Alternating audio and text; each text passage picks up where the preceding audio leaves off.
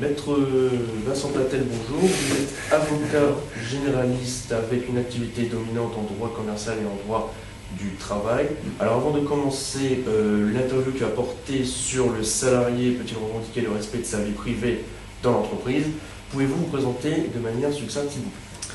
Oui, donc je suis effectivement avocat au barreau de Lille depuis 1991 et date de la prestation de serment.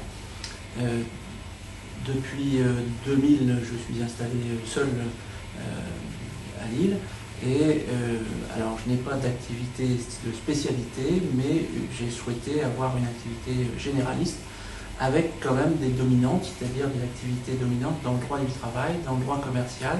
Et puis comme à côté de la profession d'avocat, j'enseigne aussi depuis la même période, même un peu avant, en université ou à l'université catholique, notamment de Lille.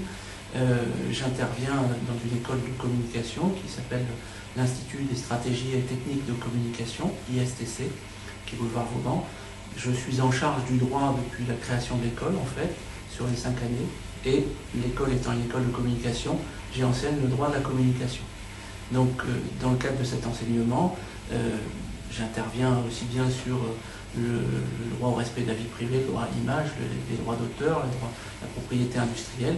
Donc, ça m'amène aussi dans la vie professionnelle à utiliser ces matières-là ou à les conseiller, puisque mon activité aussi est principalement du conseil plutôt que du judiciaire.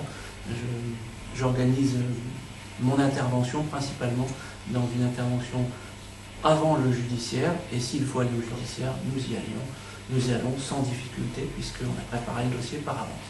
D'accord. Donc avant d'entrer dans le vif du sujet, je vais vous poser quelques petites questions concernant votre profession. Alors d'abord, petite question un peu simple, quelles sont les responsabilités de votre profession?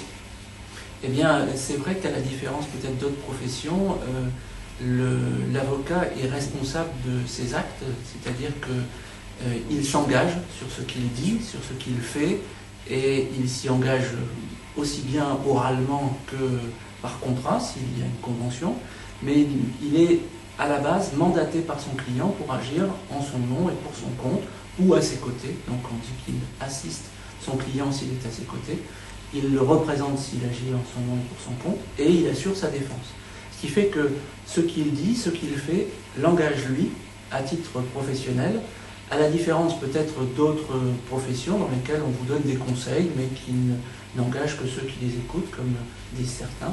Nous sommes engagés par ce que nous disons, ce qui est une garantie pour les clients qui viennent nous voir, une garantie qui se double d'une deuxième autre garantie qui est importante et qui n'existe pas dans d'autres professions systématiques, qui est le secret, en fait. Le secret professionnel, qui est aussi la garantie ou la contrepartie de cette responsabilité, quelque part.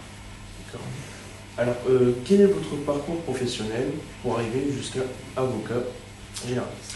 Alors, c'est vrai que quand j'en discute avec d'autres confrères, il y a ceux qui ont cette vocation de longue date, ceux qui en ont hérité parfois parce qu'ils ont vu leurs parents ou la famille dans la profession, ceux qui ont eu cette inspiration par leur relation. Moi, je n'avais aucun de tout ça.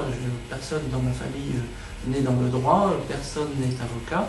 Et donc, au fil des années d'études de droit, puisque après un bac économique, je me suis orienté vers l'université